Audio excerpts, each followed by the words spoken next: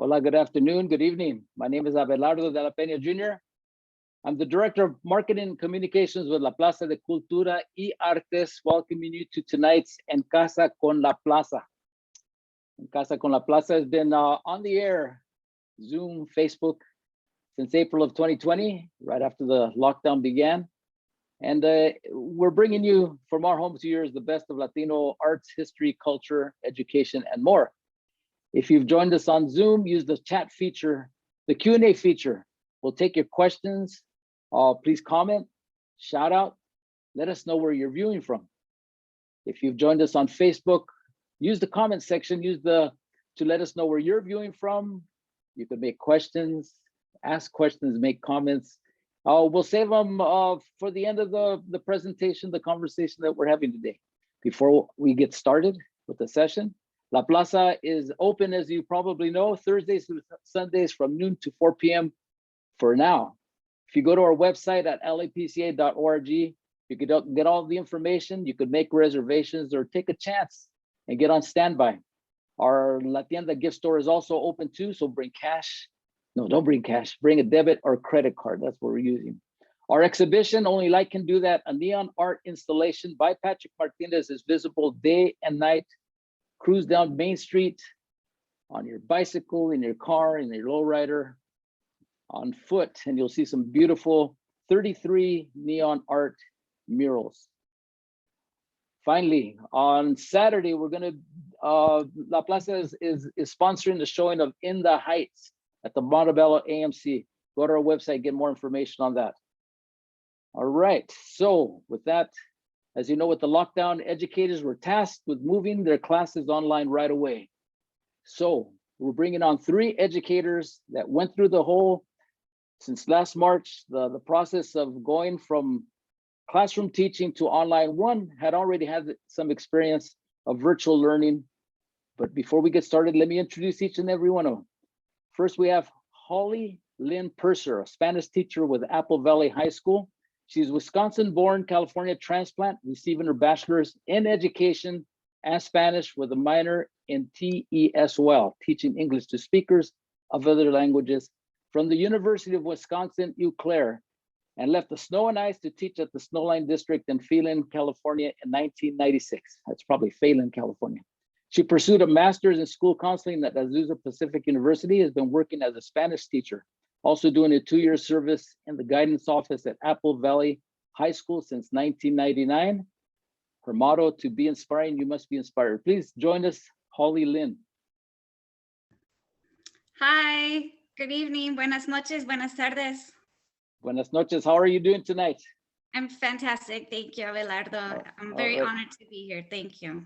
Well, thanks for joining us. Our next panelist participant in tonight's En Casa session, Denise M Sandoval PhD, a professor of Chicana and Chicano studies at Cal State University, Northridge from 2002 to the present. She received her doctorate in cultural studies from Claremont Graduate University in 2003. She was a guest curator, community researcher for 3 exhibitions on lowrider culture at the Peterson Automotive Museum in LA. She's been a professor in Chicano studies, ethnic studies for more than 20 years and teaches courses such as Introduction to Chicano Culture, History of the Americas, History of the Chicano, and Third World Woman and La Chicana. Her research interests include popular culture and the arts, cultural histories of LA, oral history, and community histories. Please join us and say hi, Denise. Hi, everybody. Good evening. Buenas noches. How are you, Denise? I'm doing good. Excited for a conversation. Well, thank you. Thank you for joining us. And finally, we have with us Anthony Islas, an art teacher from Southeast High. Anthony, let me find your bio here. Well, let me tell you about Anthony. He's born and raised in Wilmington, California, a graduate of Banning High School. He also, come on, where are you? I lost your bio, Anthony, Tony. But he graduated from University of Hawaii at Hilo, magna cum laude with graphic design, I believe. He's worked as a graphic designer, and most recently he's been working at Southeast High School since its opening as an art teacher, teaching visual and performing arts, intro to arts, painting, AB ceramics, and AB ceramics AB in grades 9 through 12. Please join us, Anthony Islas. All right, unmute, please. Good evening, everybody. Glad to be here and be part of this discussion. All right, good. Well, thank you for joining us. Thanks to all of you for joining us. We're gonna have, and you could join us again, Holly. It's gonna be a conversation. I'm gonna throw out some questions, some comments, free-form discussion, please, and interact with each other. And of course, out there, you're welcome to let us know where you're viewing from, make comments, make questions, and we'll go from there. So thank you again. Okay, the questions here. With the lockdown, educators were tasked with moving their classes online right away. How did you organize your work processes and time management? And Denise, first of all, you had told us earlier that you were already doing some virtual classes. Tell us about that and how you had to maybe shift over to full-time virtual. Yeah, so I've probably been teaching online for about 15 years at CSUN. And in the last few years, I try to break up my schedule where I have, face-to-face classes and also asynchronous classes already. So I was very familiar with sort of online teaching and that it's also very laborious. People, like in our department, I am in the Chicano Studies department at CSUN, there are a lot of faculty that would always say, oh, online teaching is not teaching, or even asynchronous. And I'll be like, it's a lot of work, right? I find it very, I usually do like 1 to 2 and it's a lot of work.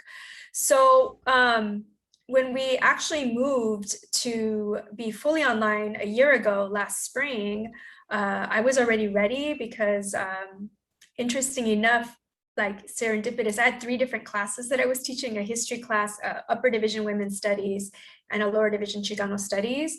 And one of those was a new class that I was sort of like developing as I went. So it was a lot of work for me because one, not only did we have to like get all our lecture material prep, and I was lucky, right, that I had some experience teaching online. But 2, like just the stress and anxiety of our students of having to move, fully online, some of the classes that I had in person. So I think for me, it definitely, a year ago, when I think about a year, it was probably the hardest semester was last year, right? It was just a lot of work and I was working, and I'd love to hear from everybody else, but I literally was working 6 to 7 days a week. It was really intense. Yeah. Wow. Holly, Lynn, you're shaking your head there. I'm with you. I have never worked so hard in my whole life. And Tony, I'm so sorry you still have 2 more days. I've been done for 2 weeks. So this summer has never been more welcome, really. When we first went on lockdown last year, I had no idea how to run a class online. And fortunately, I had done a lot. Our district was really helpful in getting the teachers settled. They gave us like so much professional development.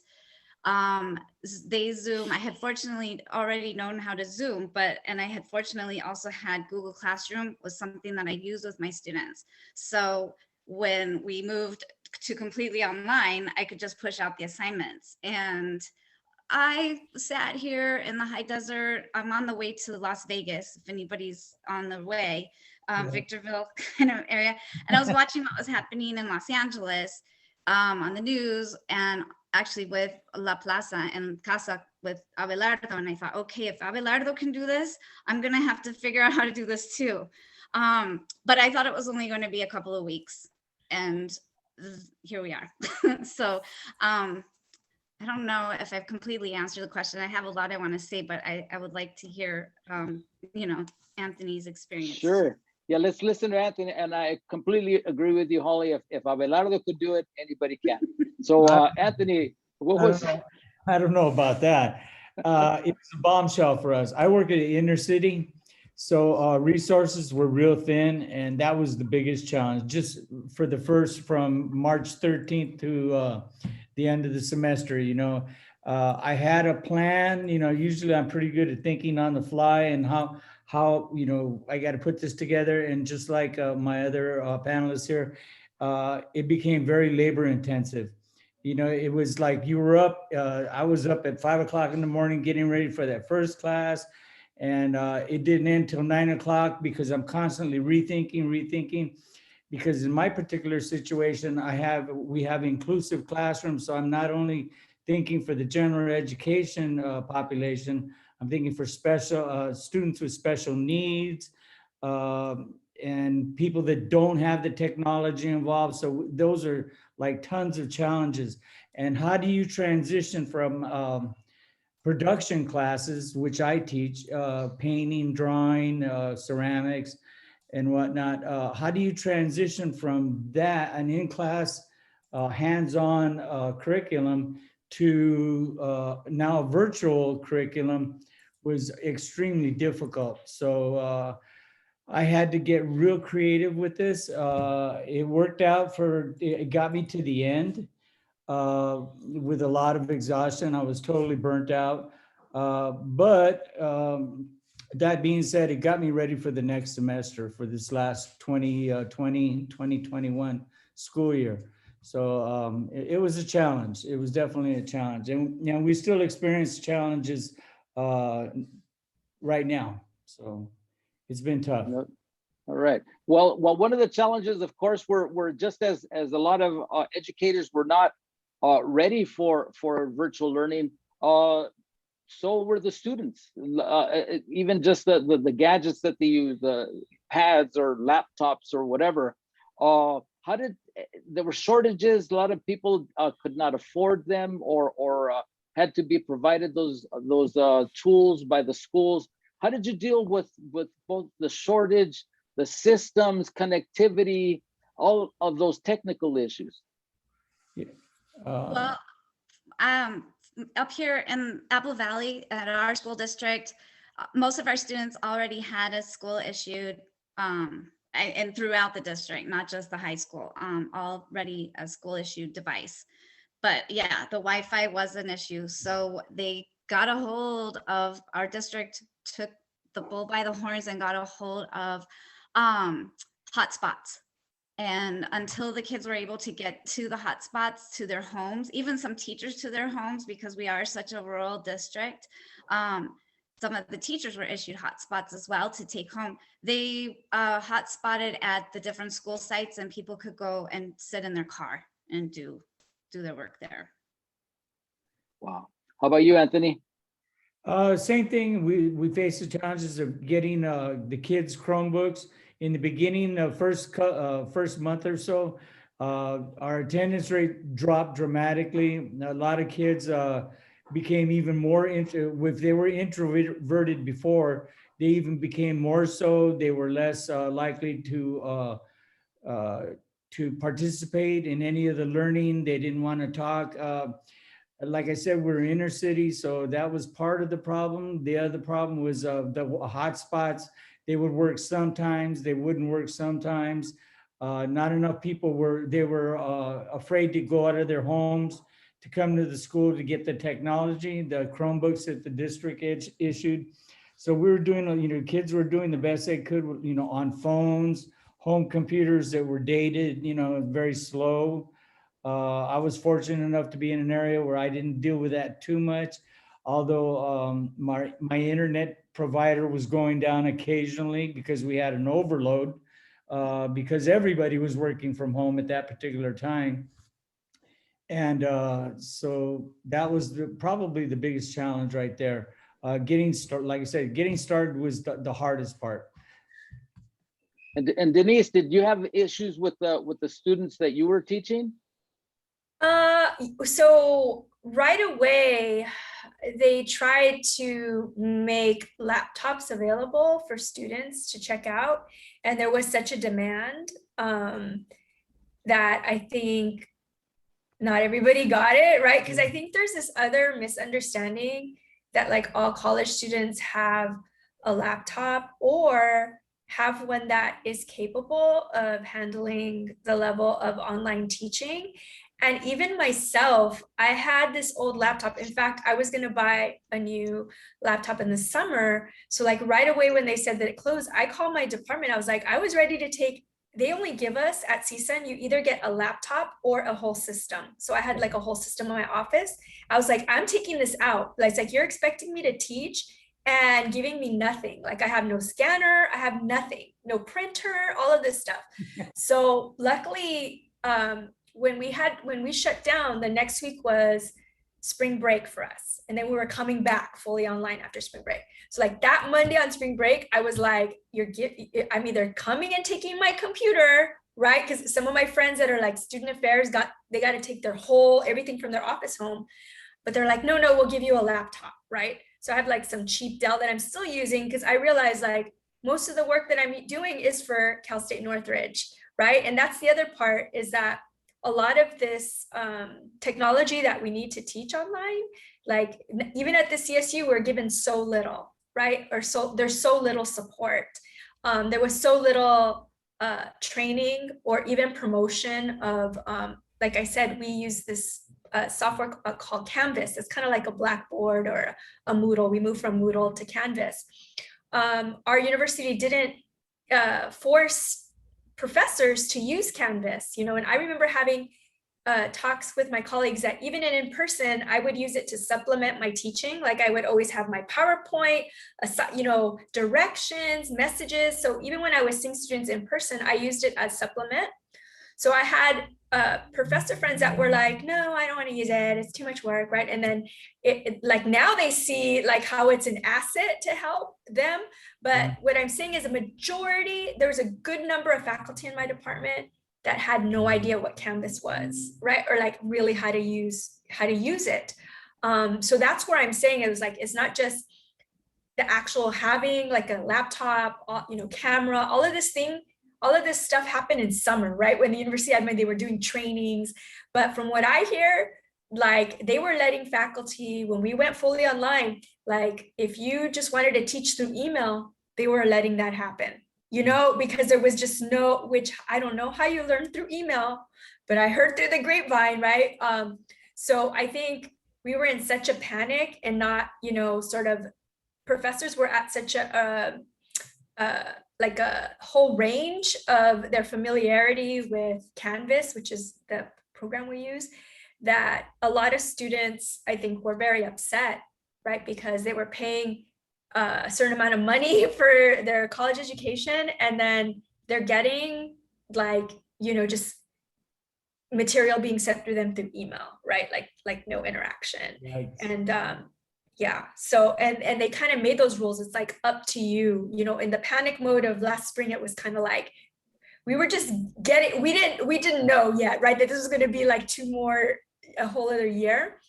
So I think for me personally teaching, it was just like I didn't even have like the supplies I need to teach online. I didn't even have a space because I ended up moving, and where I was living with my abuelita for a little bit, I couldn't have space, and then the pandemic hit. So I had to drive every day to my parents' house, who had like space there, right?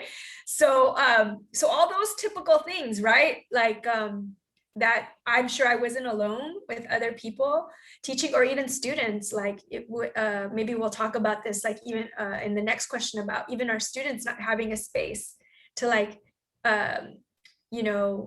join Zoom with a camera and microphone because they're sharing space in their home with their family, with little brother and sister on Zoom, so all of these issues, I think, we were just learning on the fly. Yeah.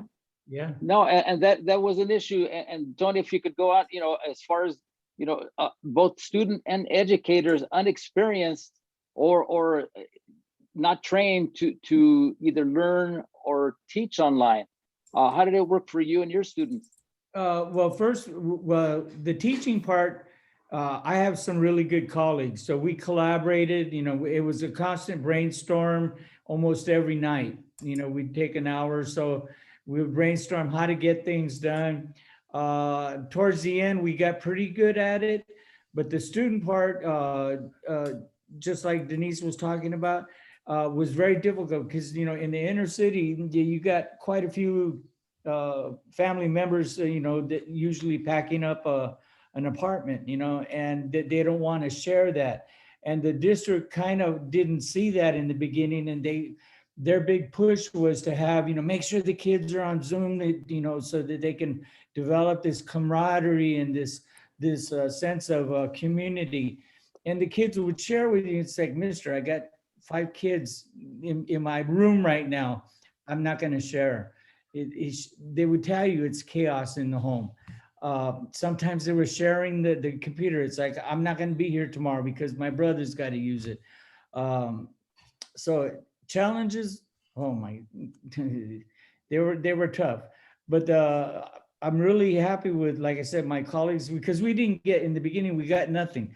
Like Denise, when this happened on March 13th, I'm cleaning my classroom and I hear an announcement that we had to leave. And it's like, you know, I have all my equipment here. What do I mean I got to leave? So it was like, I grabbed up my personal belongings, which was my laptop that I use for almost everything. LCD camera wasn't going to do me any good. So I left that there. I came home and it's like, what am I going to do? So it was a lot of improvisation. Okay. So I had to, you know, get a selfie stick and wire it to a box and hook up the phone. So I had my own camera to be doing demonstrations. And so we had pretty much fend for ourselves in the beginning. And Wow. kind of difficult, just like the students, you know, they were fending for themselves, but pretty resilient for the most part. And unfortunately, what they had, it's a double-bladed sword. The district, their way of resolving the issue with those that couldn't get on was to, nobody failed for that. That's right. Yeah, nobody fails. Everybody gets at least a D, and they can do makeup work to raise the grade if they so choose. So we kind of inherited more work.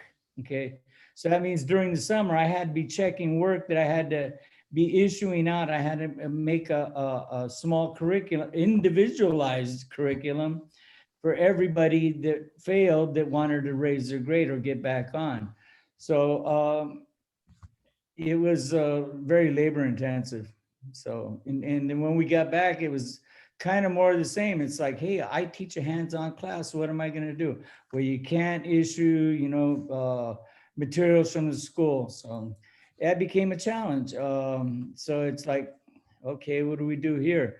And I got with my colleagues, and our solution was, well, we're going to break the rules, and it's easier to beg forgiveness later on.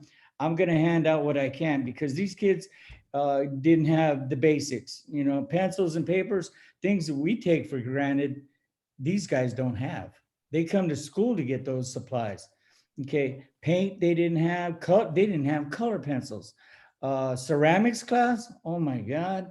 I had to order plasticine, which is a sculptor's material. You could do all the basic techniques with it. You just can't fire it because it's an oil-based material. So we were using that material, but once you learn techniques, you know, there's got to be exploration going on. That's the continuation of the learning process.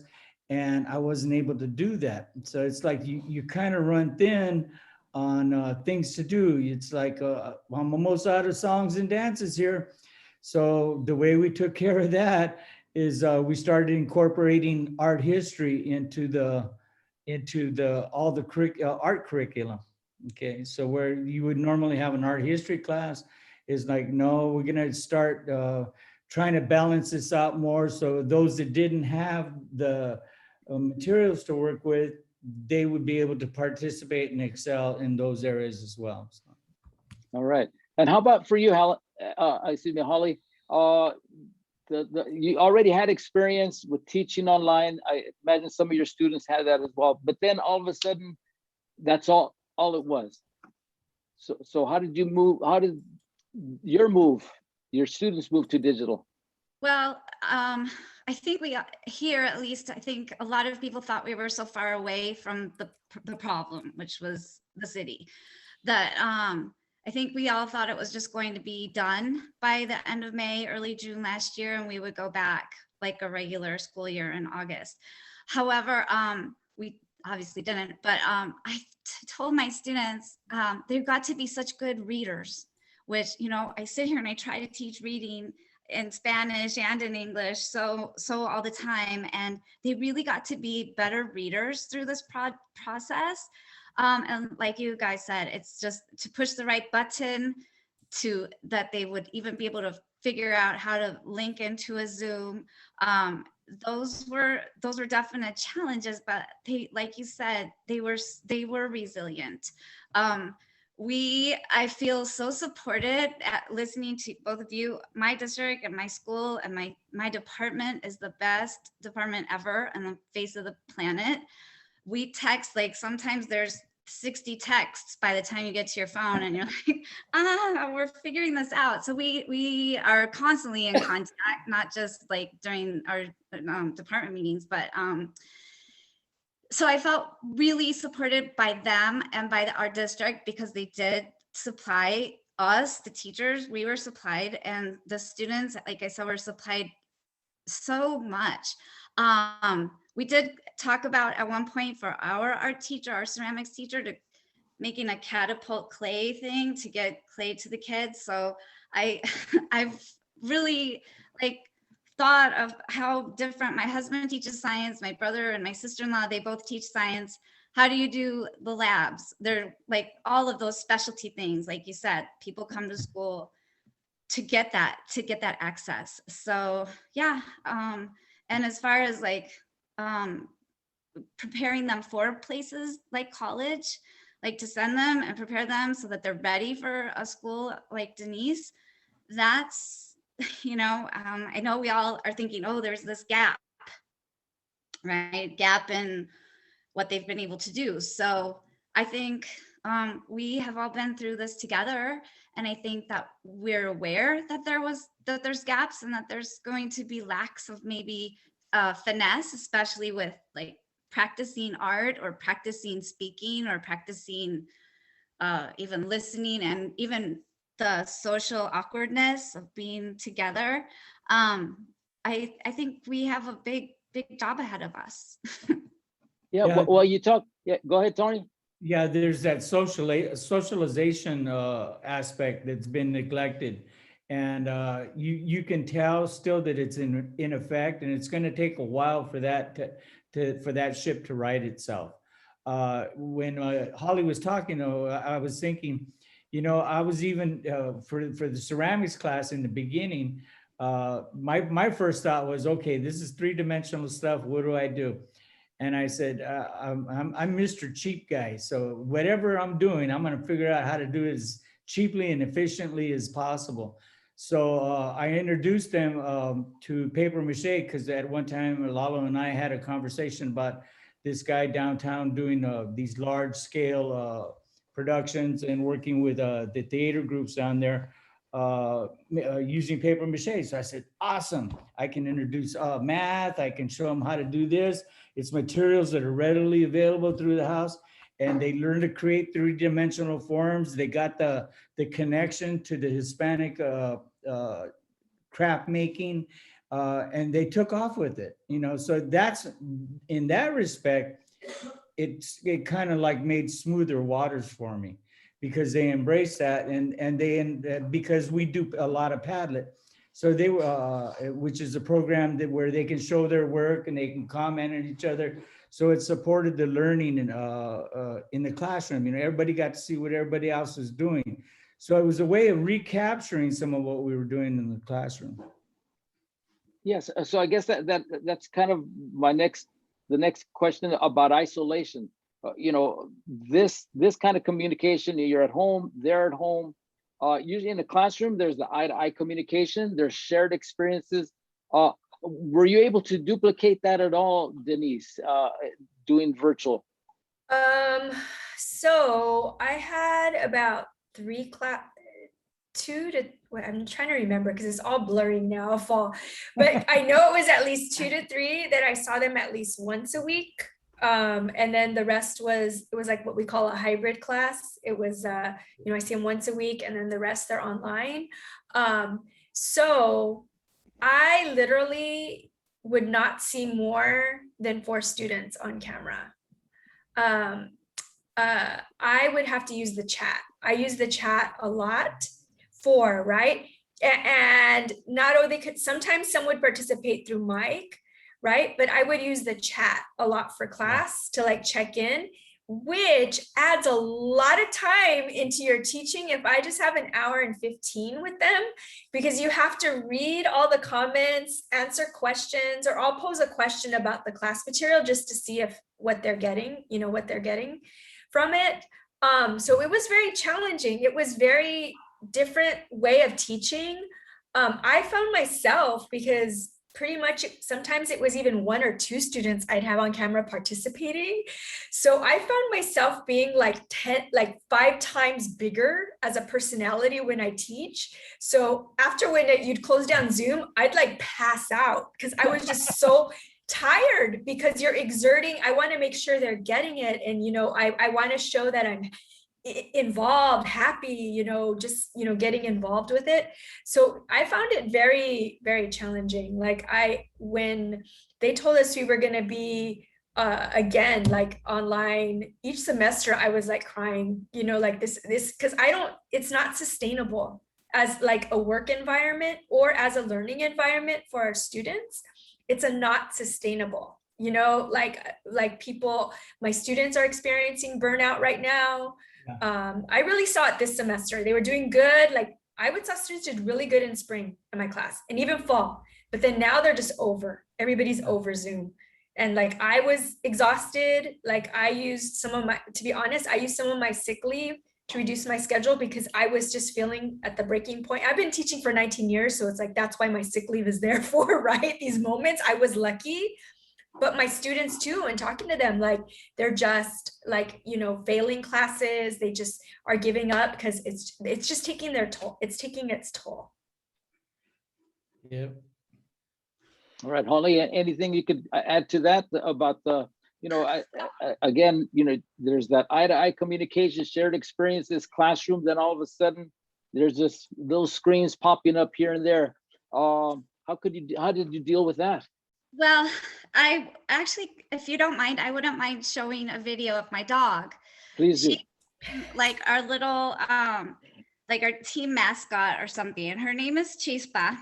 And our school mascot is called Sparky because we're the Sun Devils.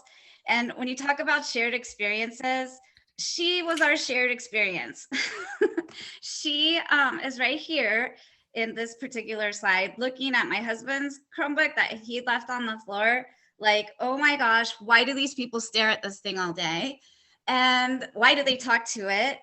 And then to create, like, and you heard her bark if you were here like before the meeting started, but she was very, very interactive, and we would sing Las Mañanitas. And so one time she would always do this, but I had the wherewithal to videotape her one of the times to like celebrate the kids on like the normal things.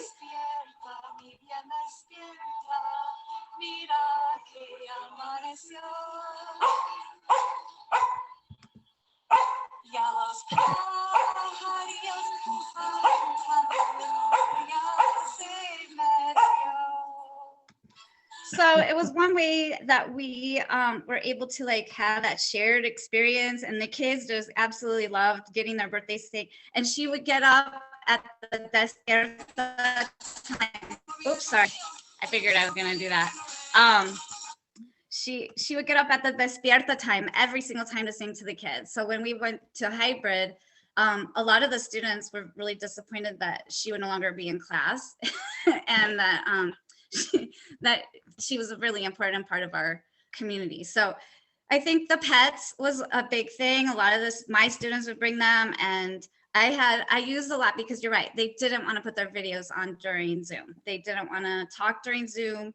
I remember being very upset with a little boy the first day because he had his earphones on and he was with the screen, and all of a sudden I realized, oh, we don't allow earphones at school, but this is how he's hearing me now. So there were those visual things, but I did a lot of Flipgrid videos where they could present to me and talk back to me. And and do some interactive things with those different apps that were available, because you're right, they don't want to talk.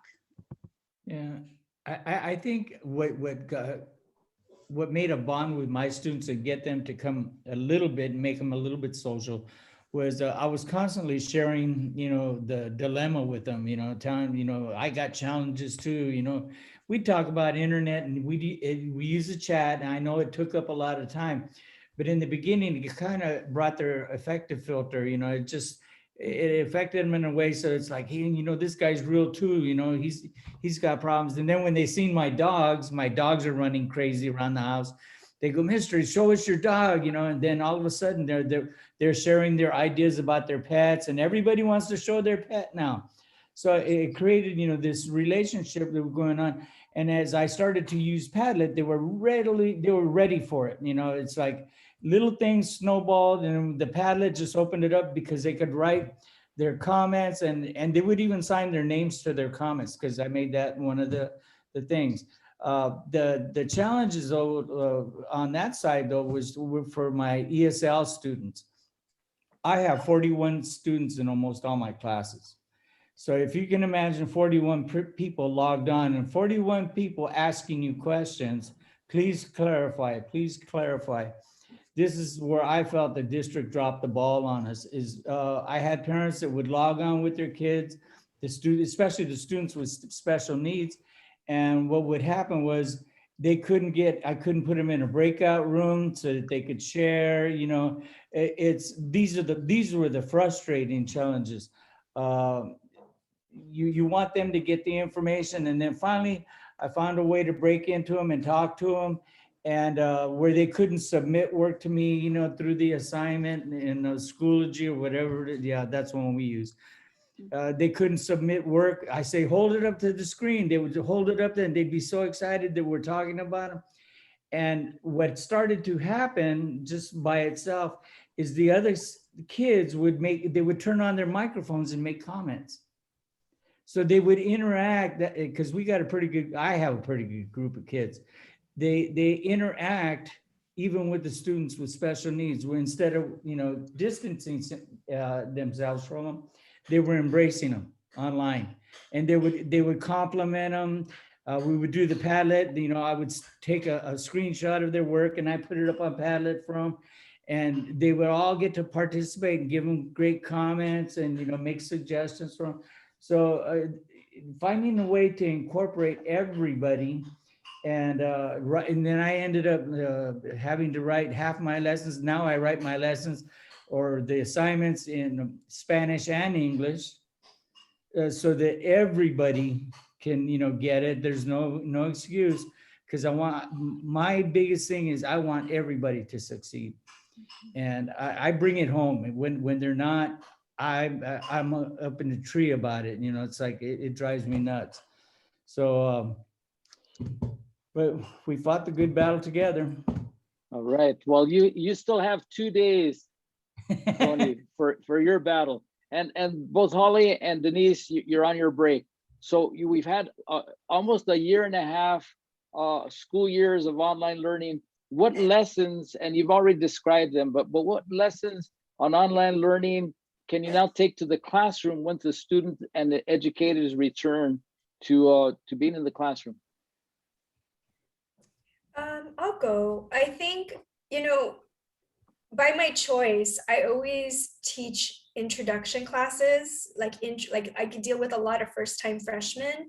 And so a lot of my work anyway has been adjusting them to college. And I'm always like, it's a job. College is a lot of work. And you see a lot of them struggle, right? With the workload and also the independent responsibility. Like, I'm not their mom. I'm not going to be reminding them of things. That's what the syllabus is for. So students, through the Canvas, it quantifies really for you how many hours it's taking for you to do this work. So like students got it, right? Like a lot of my students are saying like, college is a lot of work, right? Because you see it. On my side too, I was like, why am I so exhausted all the time, even before this? And because Canvas quantified for me, right? How much time I was online too, how much, the grading, all of that, right? So in a lot of ways, it helped me also. I also in the summer, I don't think I shared, our campus had funding to do training and e-learning, and we had mentors. So I was able to like adjust some things in my classes, because I was just doing too much even before the pandemic in my classes for college level. And my students were working hard. But I think the lessons, again, we've already mentioned, like Holly was mentioning and Anthony, like the resilience of our students, primarily at Cal State Northridge, my students are first generation college students, the majority of my class, immigrant, first generation, majority Latino. Yep. So, they were working, had family responsibilities, like that's the reality in general, right? So then take that to this pandemic too, right?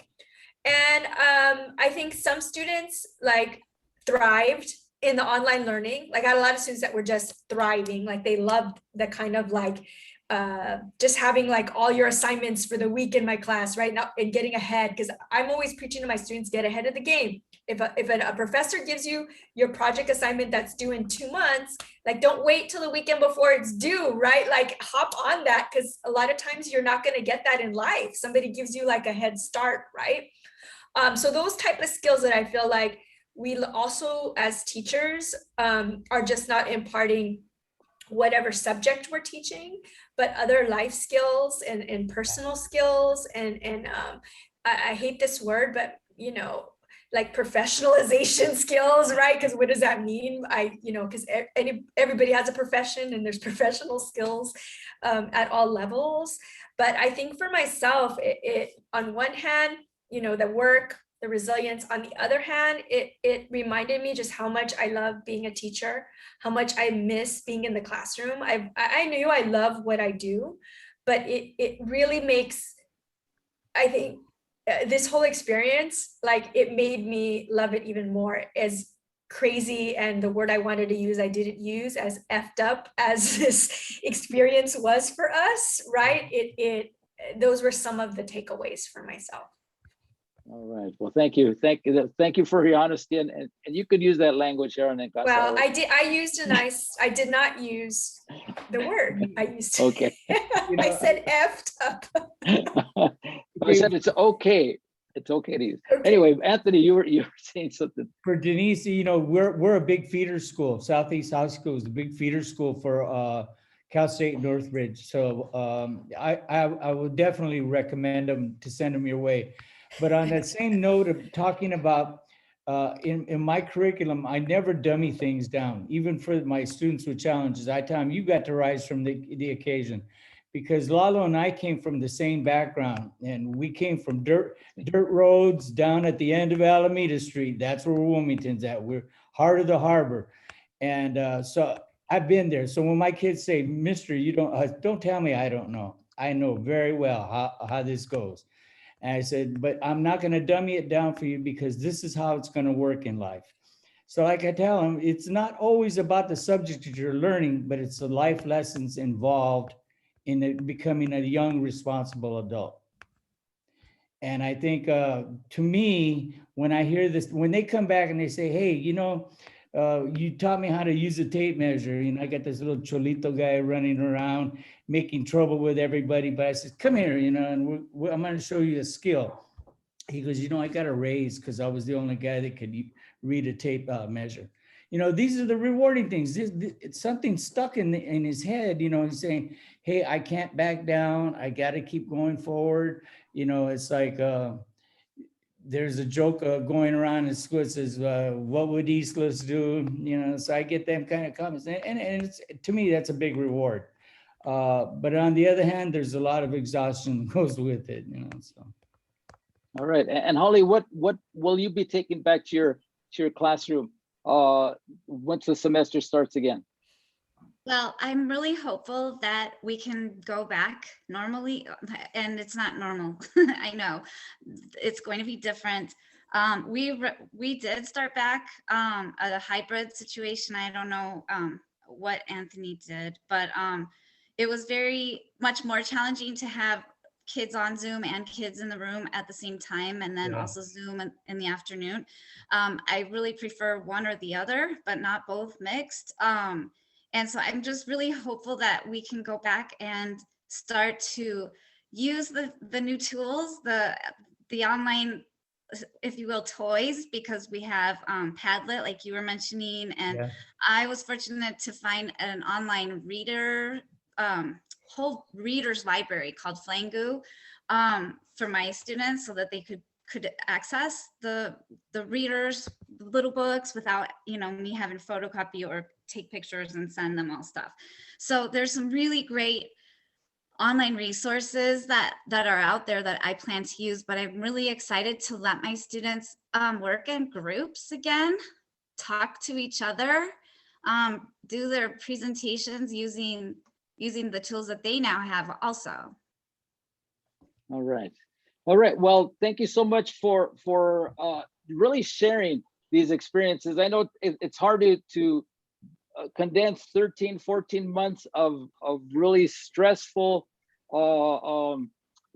experiences into just what we have 45 minutes here. But thank you. You really shared a lot, and just thank you to those who've tuned in. Lydia de los Rios, saludos from Claremont, a retired Pomona High School Spanish school teacher. Carlos Perez David says, hola, Denise Sandoval. We have Janelle Elmer from Plain, I think it's Wisconsin. Thank you for joining us. Pam Gallardo asked the question, Holly, how do you think your students will do on their AP tests? Did you have more students take AP tests this year or less? So I had a lot less this year, partly because in the past, the AP exams were, you had to sign up by March. And in 2019, they started to have to make the students pay and sign up by November. So a lot of the students aren't comfortable signing up that soon, or that like they don't know what they're exactly getting into for a whole year already in November. And then AP did a sort of a sliding offering of when the exams could be taken. I think, Tony, you said you teach AP art also, right? I did, yes. So it was a challenge because for the language students, they were offered only in class, like Spanish, French, whatever language. They could take it, but it had to be in person at the school site. And there were 2 alternating dates, one early in May and one at the end of May. But all of the other subjects had 3 different options. And I know that they're finishing those up this week, actually, the ones that decided to take it at home. So it's a complex question. I felt like I got really good quality students this year that would have passed it if they had chosen to take it. Honestly, I let that information go because I just wanted to meet with kids and, like Denise said, make them professional. Yeah, right. Make them rise to the occasion. You'll be surprised how many kids will rise to the occasion just by raising the bar just a little bit. They'll accept the challenge because they know that you're invested in them. Because I see some other people doing what I do, and it's like, you need to step up your game. It's like you're not giving these guys enough, and because on the AP side for us in art, most of our students did well, but they had a good foundation because I'm kind of the hard ass guy. When it comes to doing things, it's like if you're not going to turn in quality, just pass the class and move on. I said, but if you want a real experience, you're in the right place. It's like, because I use Lalo as one of my resources, and I'm constantly looking for other ones. So just to share what it is that and who it is that I know, and when they see that, then they're more apt to buy in. The AP students will go look at other people's work now, where in the past they wouldn't. But I think we've developed it's developing the culture. Yeah, and I just like to commend, teachers, the high school K through 12, because I always hear from colleagues at the Cal State, like complaining about the skill set that our students are coming in, that it's going down and this and that. And, okay, but so what? Like what Anthony said, I really connect with. I'm the same way. And I don't know if it's like Catholic school. I survived taught a Catholic school, and there's a repressed Carmelite nun inside of me. But I'm all about, in fact, I have a whole rant about how I have a Camelot, I'm either a Catholic nun or a Chola, because I grew up in La Puente. So to keep me in the middle. But students rise to the occasion, you know, and I'll tell students, you know, if let's say they're struggling or they, you know, they feel, you know, they have to put in that extra work, right? To sort of get to that skill level, you know, the sense that we have to, because I've even heard of like, we have to dummy down, or I have to like, because students are not that. But I feel like just what Anthony said is you raise the bar and students rise to that challenge. And, you know, I do have tough intro classes, but students will come back to me saying, you know what, you prepared me for college, or your classes was one of my toughest at CSUN, and I thank you because I became a better student.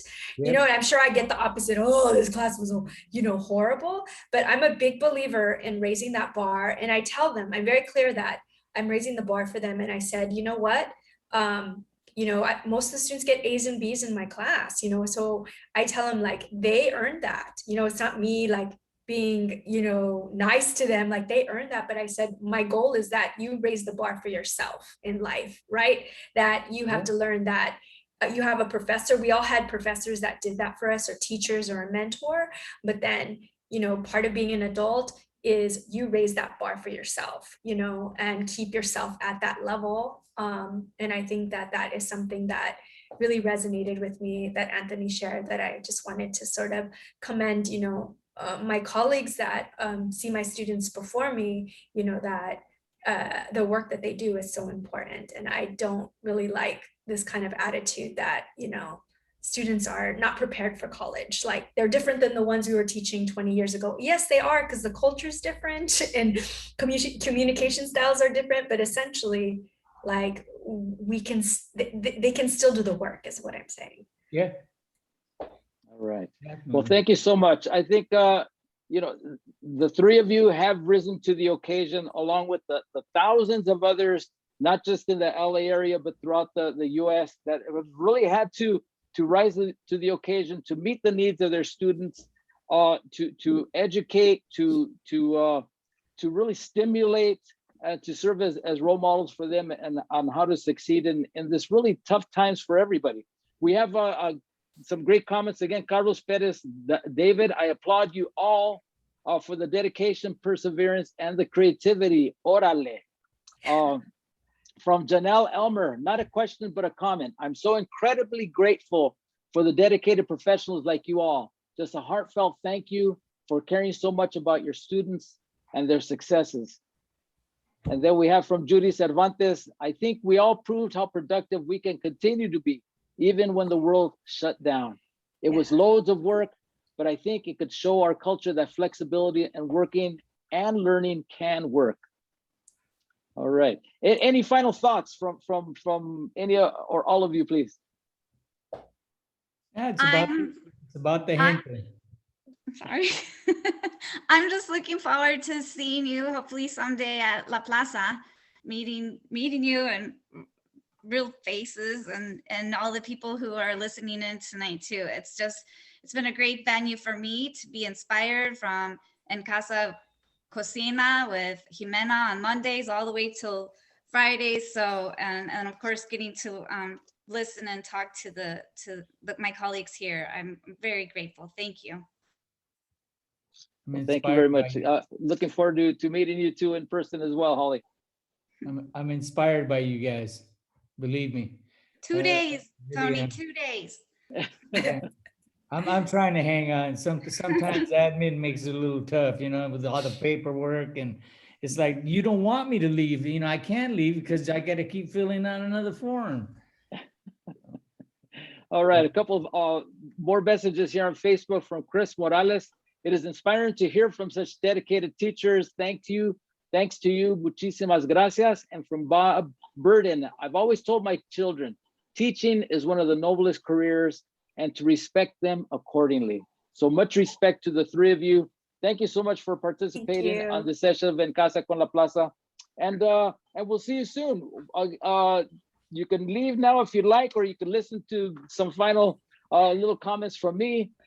Basically, La Plaza has reopened. Our public programming starts next month, so you can actually come and visit La Plaza during Thursday through Sunday. For now, I think we're going to open it up starting June 15th, when the whole city and I think all of California is going to open up. We will still, of course, have social distancing, some regs.